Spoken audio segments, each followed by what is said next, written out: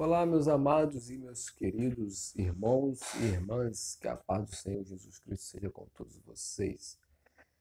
Neste momento, gostaria de compartilhar uma reflexão bíblica para vocês, né? Mas antes, gostaria de convidá-los a inscrever-se no canal, a deixar seu comentário, a curtir, isto é, seu like, compartilhar com aqueles que você compreende que é interessante esse aprendizado. Gostaria de compartilhar com vocês uma referência que se encontra na primeira carta a Timóteo, capítulo 6, versículo 9 e 10. A perícope está intitulada O Perigo Fatal da Cobiça. É muito interessante essa passagem, mas gostaria de apontar dois versículos sobre essa questão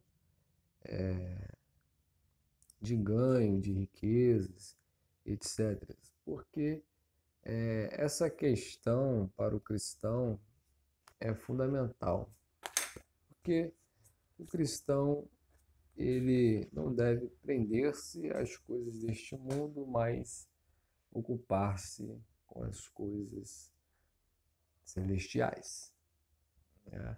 Não que enquanto vivermos essas coisas não são importantes, são importantes, mas o coração do cristão não deve estar nelas. Deve compreender que não levará nada e é para desfrutar aqui na terra. Nisto, sendo pouco ou muito, estando alegre. Diz assim: mas os que querem ser ricos caem em tentação e em laço, e em muitas concupiscências loucas e nocivas que submergem os homens na perdição e ruína. Né? Aqui vai falar sobre algumas pessoas, alguns homens, né, relatados neste texto, que têm o ganho como piedade. Né? Mas aqui o apóstolo Paulo já repreende que é mais válido a piedade com contentamento do que o ganho como sendo piedade, né? Ou seja, como algo que deve ser prioridade em todos os momentos, né? E não, esta não é a questão, porque o, o dinheiro, né? Ele é bom, é para o sustento. O capitalismo ele é importante, né? Não é totalmente condenável, porque o mundo gira em torno do capitalismo, do dinheiro. Sem dinheiro ninguém faz nada. Mas o cristão ele deve compreender que ele não deve colocar o seu coração nessas coisas, no dinheiro, nessas riquezas, porque do dinheiro, o dinheiro ele pode oferecer muitas coisas. E como o ser humano é falho, a carne é fraca, pode acabar se desviando, colocando dinheiro em seu coração. Isto é, por exemplo, uma pessoa, um homem ou uma mulher que é pobre, é crente, cristã, e quer ser rico de qualquer jeito. Não se contenta apenas com o que Deus está lhe oferecendo, o que Deus está lhe dando, um sustento, uma casa simples, sua família, saúde, paz. Não se contenta, quer ser rico, quer ter riquezas, quer ter mansões, quer ter carro de luxo, quer ser próspero ao externo, né? Mas sabemos que isso não é tudo. Então, o objetivo do cristão não pode ser esse, porque ele pode acabar caindo nesses laços, porque é concupiscências e não é pouca, são grandes e são nocivas à fé cristã, né?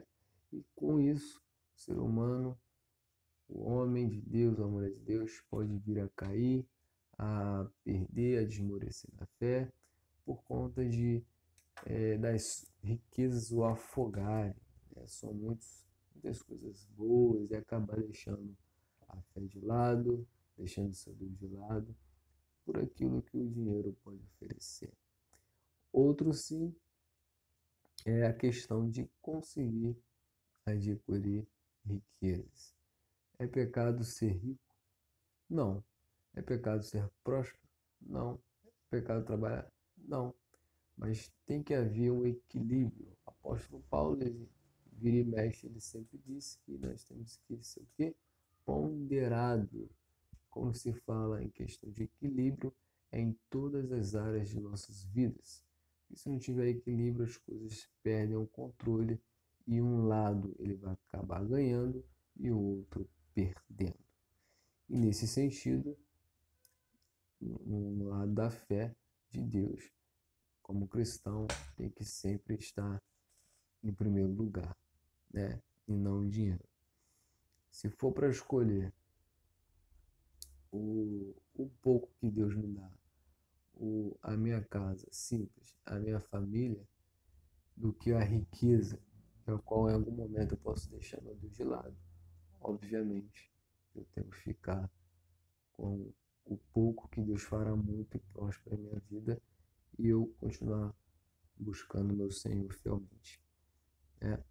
Porque o amor ao dinheiro é a raiz de todos os males, né? E o outro sim que eu havia de falar é que para se conseguir riquezas deve-se trabalhar muito quando consegue, nem sempre consegue. Até porque tem uma referência que fala que dom riqueza é dom. Nem todos são ricos, são poucas pessoas que são ricas. Então, é possível que uma pessoa pobre seja rica? Óbvio, nós temos vários exemplos aí na vida, né? Isso é verídico, mas todos que são pobres que buscarem ser ricos serão? Acredito que não, né? Porque é um dom, né? É a questão que a pessoa foi destinada para aquilo ali, foi preparada, foi abençoada para aquilo ali, né? Às vezes pessoas que já têm uma vida próspera querem mais riquezas. Para quê? Talvez uma pessoa que é pobre, não tenha nada na vida, ela venha a ser rica. Por quê? Deus, né, aprove abençoá-la, porque é a pessoa miserável, pobre, é uma pessoa que já tem a condição, a estabilidade de vida, para que quer ser rico, né? Não estou limitando a questão de você querer ser rico. Você pode o que você quiser, ser rico, e não é pecado, e não é errado.